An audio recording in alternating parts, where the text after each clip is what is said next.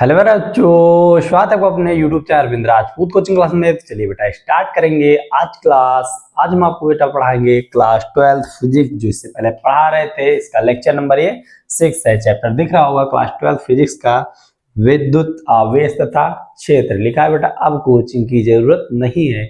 यदि आप मेरा वीडियो देखते हैं, लेक्चर देखते हैं, तो आपको कोचिंग जाने की जरूरत नहीं है बेटा, ठीक है।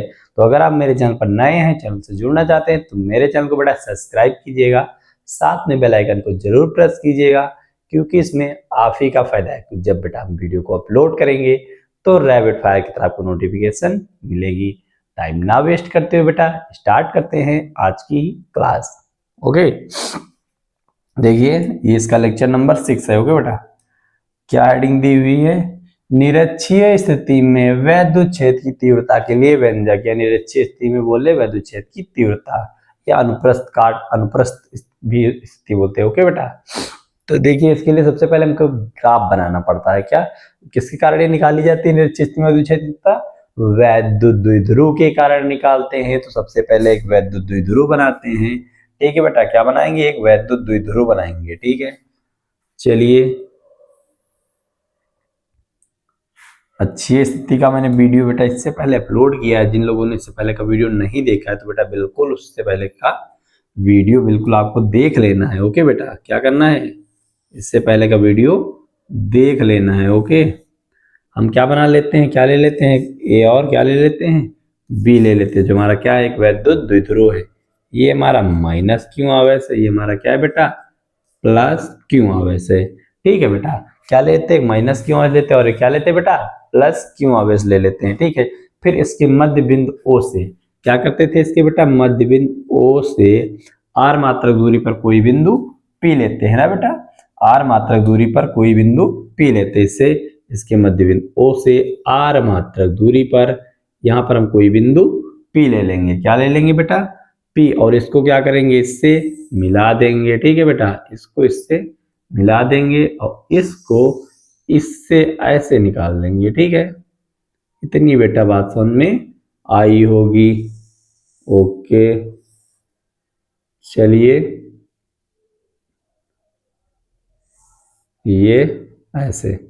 ठीक है बेटा, इतनी आपको बात समझ में आ गई। मैंने बताया इसके मध्य बिंदु ओ से क्या करते हैं? आर मात्रक दूरी पर कोई बिंदु पी ले लेते हैं। कोई बिंदु पी ले लेते हैं। क्या लेते हैं? बिंदु पी ले लेते हैं। इसमें जो ऊपर की ओर होता है, ये हमारा क्या होता है? E1 साइन थीटा हो जाता है। क्या होता है बेटा? E1 साइन थीटा इसको बोलते हैं। क्या बोलते हैं? E1 sine theta. और ये जो नीचे की ओर है, इसको क्या बोलते हैं? E2 कॉस थीटा बोलते हैं। क्या बेटा इसको बोलते हैं? E2 कॉस सॉरी बेटा, E2 sine theta. E2 sine theta, ये हमारा बेटा है E1। क्या है बेटा? E1 cos theta. क्या? E1 cos theta. और ये जो नीचे की ओर इधर की ओर है, इसको बोलते हैं E2 cos थीटा। इसको क्या बोलते हैं बेटा? E2 cos थीटा बोलते हैं। ग्राफ समझ लीजिए कैसे बनाना है बेटा। ठीक है, मेन चीज इसमें ग्राफ ही होता है। ठीक है, ये हमारा क्या है? E2 cos theta. इसके मध्य बिंदु ओ से आर मात्रक दूरी पर हम कोई बिंदु क्या लिए थे? पी लिए थे। क्या लिए थे बेटा? पी लिए थे। ये हमारा ई है। ये हमारा क्या है बेटा? ई है। ओके, फिर हमको पता है माइनस क्यू और प्लस क्यू आवेश के बीच की दूरी क्या होती है बेटा? 2L होती है। क्या होती है? 2L होती है। इसके जो बीच की दूरी होती है वो कितनी होती है? 2L होती है। क्या होती है? 2L होती है। तो अगर हम बात करें बेटा, ए और बी के बीच की दूरी कितनी हो जाएगी? L हो जाएगी। ठीक है, फिर O और B के बीच की दूरी क्या हो जाएगी? L हो जाएगी। क्यों? अगर हमने आपको बताया A और B के बीच की टोटल दूरी 2L है, इसके बीच में हम O ले लिए, तो O और A के बीच की दूरी L हो जाएगी ना। O और बीच की भी दूरी L हो जाएगी, क्योंकि आधी आधी क्या हो जाएगी बेटा? डिवाइड हो जाएगी दोनों में ना। तो इतनी बेटा बात समझ में आ गई होगी। ठीक है, अब देखिए इसमें हम क्या करेंगे बेटा? आपको पाइथागोरस थ्योरम पढ़ी होगी। अब बेटा हमको क्या पता है, इसमें हम जब माइनस क्यू आवेशकार बिंदु पी पर वैद्युत क्षेत्र की तीव्रता निकालेंगे और प्लस क्यू आवेशकार बिंदु पी पर वैद्युत क्षेत्र की तीव्रता निकालेंगे, तो हमको क्या पता होना चाहिए बेटा? क्या पता होना चाहिए, इसके बीच की हमको दूरी तो पता होनी चाहिए ना बेटा।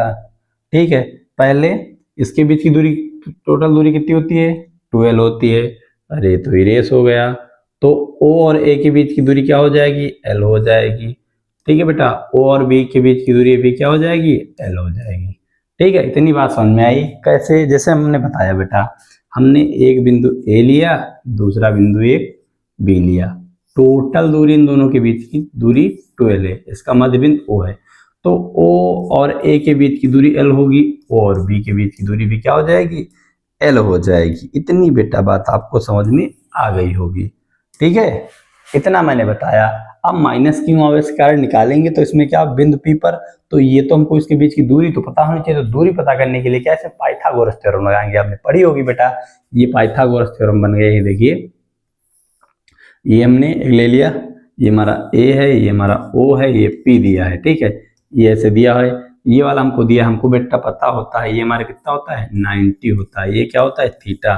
थीटा के बेटा सामने क्या होता है परपेंडिकुलर। अरे हिंदी में बताए ना बेटा, हिंदी से। अरे ये हमारी लंब होती है ना, ये हमारी लंब होती है, ये कड़ होती है, और यह क्या होती है आधार होती है। तो हमको क्या क्या दिया है बेटा, लंब दिया है, आधार दिया है, क्या फाइंड करना है, कड़ फाइंड करना है। क्या फाइंड करना है बेटा, कड़। कड़ कैसे ज्ञात करते हैं, तो हमको क्या लगाते हैं बेटा, पाइथागोरस थ्योरम। कड़ बराबर क्या होता है, लंब स्क्वायर प्लस आधार का स्क्वायर। ठीक है, तो स्क्वायर हटेगा तो इधर क्या आ जाएगा, रूट आ जाएगा। लंब स्क्वायर प्लस आधार स्क्वायर। ठीक है, ये होता है ना। इतनी बेटा बात समझ में आई होगी। तो ऐसे निकाल लेंगे। इसमें हमारा बेटा आधार क्या है, लेकिन इसमें आधार लिखा है L लिखा है। ठीक है, लंब क्या है R, तो आधार स्क्वायर या लंब स्क्वायर लिखिए, तो कैसे भी निकालिए, ऐसे आपको निकालना पड़ेगा। तो यानी जो इसकी दूरी निकल के आएगी, तो इसमें क्या निकल के आएगी, अंडर रूट में R square plus L square निकल के आ गई। समझ में आ गया बेटा। इसी तरह निकालना है तो निकाल लीजिए, हम निकाल तो लिए ही हैं। तो यानी जो इसकी ये दूरी आई, तो हमने आपको बताया ये क्या हो गया, ये कितनी आई है, इसको रूट में इधर लिख लेना है। ये वाली जो दूरी है इसको इधर लिख ले रहे हैं। ठीक है बेटा, R square plus L square, जितनी ये है इतनी ये भी होगी। क्यों बेटा होगी, हमको पता है ये ऐसे बनना है। देखिए ऐसे बना हुआ है ना, तो ये जेड बना है, जितना ये होगा इतना एंगल ये होगा। और ये देखिए, जितना इसका पार्ट बेटा इधर का है, इतना पार्ट इसका इधर का है। अगर ये हमारी क्या हो जाएगी 90 डिग्री लगाएंगे, ये हमारी क्या हो जाएगी थीटा। तो थीटा के इधर वाली फेसेस के लिए क्या हो जाएगी, लंब हो जाएगी। ये वाली क्या हो जाएगी, कड़ हो जाएगी, नीचे वाली आधार हो जाएगी। तो ये भी इतनी ही दूरी हो जाएगी, यानी क्या हो जाएगी R square plus L square. Okay, तो ऐसे आप निकाल सकते हो। इसमें बता भी सकते थे, मैंने क्या लगाया है पाइथागोरस थ्योरम यूज करके निकाल भी दीजिएगा। ओके, इतना बेटा काम कर लीजिए। अब हम क्या निकालेंगे बेटा, माइनस क्यू आवेश के कारण बिंदु P पर वैद्युत क्षेत्र की तीव्रता। क्या निकालेंगे, माइनस क्यू आवेश के कारण बिंदु P पर वैद्युत क्षेत्र की तीव्रता। निकालने से पहले इसमें आपको क्या लिखना है इतना भी बता दें, क्या लिख लीजिएगा, थोड़ा लिखिएगा तो ज्यादा अच्छा एग्जाम नंबर आपको देगा। तो क्या लिखेंगे, A और B क्या है, एक वैद्युत द्विध्रुव हैं।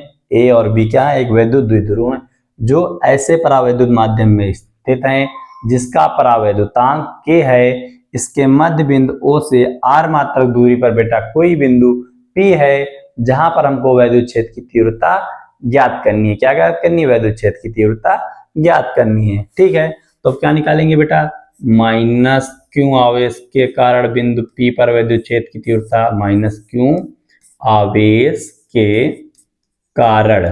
ओके, माइनस क्यू आवेश के कारण बिंदु P पर वैद्युत क्षेत्र की तीव्रता, क्या वैद्युत क्षेत्र की तीव्रता। ठीक है बेटा, माइनस क्यू आवेश के कारण बिंदु P पर वैद्युत क्षेत्र की तीव्रता निकालेंगे तो E बराबर क्या हो जाएगा बेटा, E बराबर हो जाएगा E माइनस क्यू के कारण निकाले तो क्या हो जाएगा, E1 हो जाएगा ना बेटा। E1 1/4 पाई एप्सिलॉन नॉट, और कैसे परावैद्युतांक इसका क्या है K में रखा गया है ना, तो क्यों और इसके बीच की दूरी क्या है, बिंदु और स्क्वायर वैल्यू छेद की तुलना बता रहे हैं। ई बराबर 1/4 क्यों अपान में आर स्क्वायर होता है ना बेटा, तो उसी से लिखते हैं, ये जो सब आता है उसी से आता है। ठीक है, इतनी बात समझ में आई बेटा। क्यों, इसके बीच की दूरी हमने क्या ली है, अंडर रूट में है R square plus L square, इसकी पावर ये होल स्क्वायर। तो स्क्वायर से क्या हो जाएगा, रूट कट जाएगा। स्क्वायर से क्या हो जाएगा बेटा, इसका रूट काट देंगे। ठीक है, स्क्वायर से रूट इसका काट देंगे तो आपका E1 बराबर फार्मूला आ जाएगा 1/4 पाई एप्सिलॉन नॉट के, और उनको यानी क्या लेना है यहाँ पे, के बराबर फार्मूला, वही कहने का मतलब R square plus L square, इसको क्या मान लेंगे, समीकरण 1 मान लेंगे। सिमिलरली यानी इसी तरह अब हम क्या निकालेंगे बेटा, E2 बराबर, यानी माइनस क्यू आर स्क्वायर निकाले प्लस क्यू आर स्क्वायर जब निकालेंगे, प्लस क्यू आवेश के कारण बिंदु P पर वैद्युत क्षेत्र की तीव्रता। ठीक है,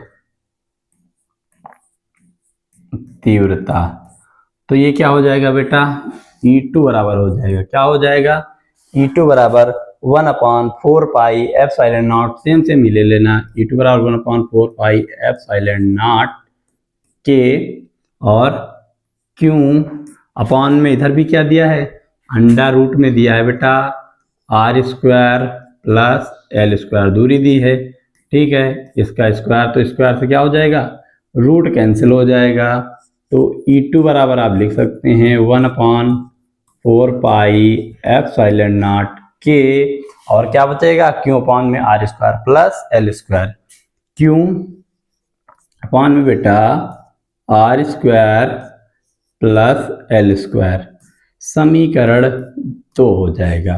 ठीक है बेटा, अब क्या निकालेंगे, E1 व E2 के कारण बिंदु P पर परिणामी वैद्युत क्षेत्र की तीव्रता क्या है, E1 cos थीटा और E2 cos थीटा, यानी E बराबर हमारा हो जाएगा बेटा क्या, E1 cos theta plus E2 cos theta, दिया नहीं है बेटा, E1 cos थीटा और E2 cos थीटा, फिर cos थीटा कॉमन ले लेंगे, तो E बराबर आपका आ जाएगा बेटा E1 plus E1 plus E2, और ये हमारा cos थीटा बार हो जाएगा। समीकरण 1 व 2 से cos थीटा का क्या करेंगे बेटा, cos थीटा का तो बाद में मान निकालेंगे, पहले समीकरण 1 व 2 से E1 व E2 का इसमें मान रख देंगे। ठीक है बेटा, चलिए, तो E बराबर क्या हो गया, E का मान कितना है 1/4 पाई, यानी E1 का मान है 1/4 पाई एप्सिलॉन नॉट के, और क्यों अपॉन में क्या दिया बेटा, R square plus L square. ठीक है बेटा, प्लस 1/4 पाई एप्सिलॉन नॉट, ये क्या दिया है बेटा के, और क्यों अपॉन में R square plus L square. ठीक है, और इस पूरे से बाहर क्या है बेटा, cos थीटा बाहर है, तो इसको हमने बाहर लिख दिया।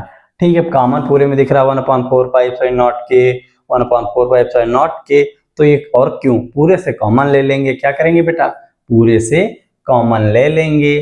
ठीक है, कॉमन ले लीजिए, तो यहाँ से क्या बचेगा, E बराबर क्यों 4 पाई एप्सिलॉन नॉट के, यहाँ बचेगा 1/r square plus L square, फिर 1 में R square plus L square. Okay बेटा, और इधर क्या है, cos थीटा है।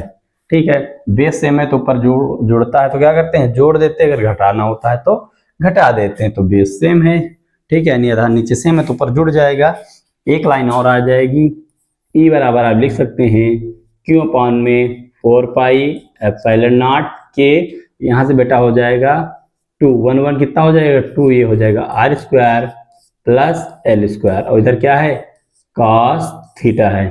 ठीक है, अब बेटा क्या करेंगे, cos थीटा का यहीं से मान निकाल लेंगे। cos थीटा का मान कैसे निकालते हैं, तो आपको पता है लाल बटे कक्का, लाल बटे कक्का, ये आपका ग्राफ है ना बेटा, ये इधर कितना दिया है R square plus L square, ये हमको दिया है आर और ये हमको क्या है एल, यानी ये हमारा आधार है, ये लंब है, ये क्या है कड़ है। कॉस थीटा क्या होता है, कॉस थीटा की बात करें तो आधार बट्टे कड़ होता है, आधार बट्टे कड़ होता है ना, कॉस आधार बट्टे कड़ होता है। आधार इसका यहाँ पे क्या है बेटा एल है, कड़ क्या है अंडर रूट के अंदर R square plus L square, यानी जब कॉस थीटा की यहाँ पे वैल्यू निकालेंगे तो एल अपॉन में क्या रखते हैं under root R square plus L square. ठीक है, इतनी बेटा बात समझ में आई होगी। तो कॉस थीटा हटाएंगे वहां पर क्या रखेंगे एल अपॉन में अंडर रूट में R square plus L square. ठीक है, तो इन सबको हटा के यही हम वैल्यू पुट करने जा रहे हैं, हमने बता ही दिया है। ठीक है, तो यानी यहां से आपका आ जाएगा ई बराबर क्यू अपॉन में, ठीक है अपॉन बेटा 4 पाई एप्सिलॉन नॉट, ठीक है और एप्सिलॉन नॉट के। ठीक है, ऊपर क्या दिया है बेटा 2 और ये लिखा है R square plus L square. यहाँ पे बेटा बहुत अच्छे समझना है। ठीक है, और इसका मान क्या निकाला है एल अपॉन में अंडर रूट में R square plus L square. ठीक है, R square plus L square. ठीक है, अब क्या ऊपर दिख रहा है वो तो गुणा हो जाएगा। ठीक है, ठीक है इतनी बेटा बात समझ में आ गई होगी आपको। ठीक है, इतनी बात समझ में आ गई तो आगे देखिए क्या करते हैं। ठीक है बेटा, अब अगर 20 सिम होता है तो जैसे 10 की पावर 10 गुणे में लिखा है 10 की पावर 2 गुणे में 10 की पावर 3, तो हम लिख देते हैं 10 की पावर 5। ठीक है, तो ये क्या करेंगे बेटा जोड़ देंगे। कैसे जोड़ेंगे चलिए बताते हैं कैसे हमको जोड़ना है। जैसे आपको दिया है ये यानी ए स्क्वायर प्लस बी स्क्वायर। ठीक है, दूसरे में लिखा है अंडर रूट को हम ए स्क्वायर प्लस बी स्क्वायर। ठीक है, और इसको जो रूट है उसको हम 1/2 लिख लेते हैं। क्या कर देते हैं रूट को, रूट की पावर 1/2 कर दे रहे हैं। ठीक है, 1/2।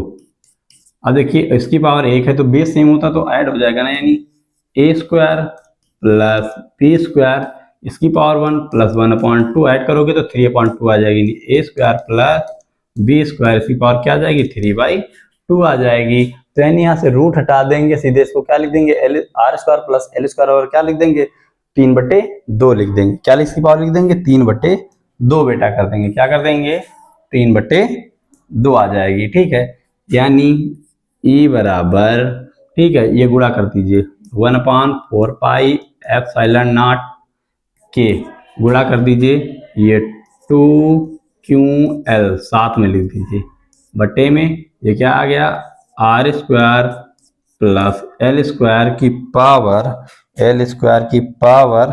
3/2। क्या 3/2।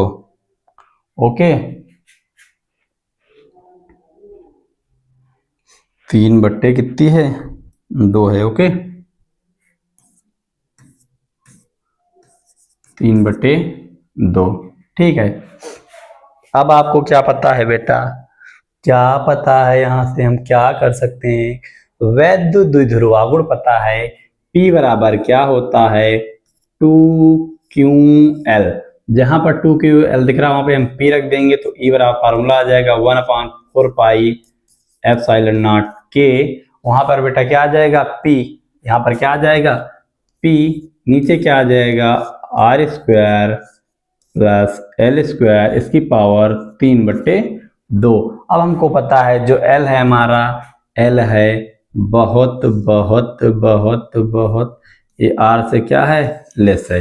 ठीक है, तो L का मान हो जाएगा लगभग 0। तो L के स्थान पे क्या आ जाएगा 0, तो इसकी पावर 0 कट जाएगा।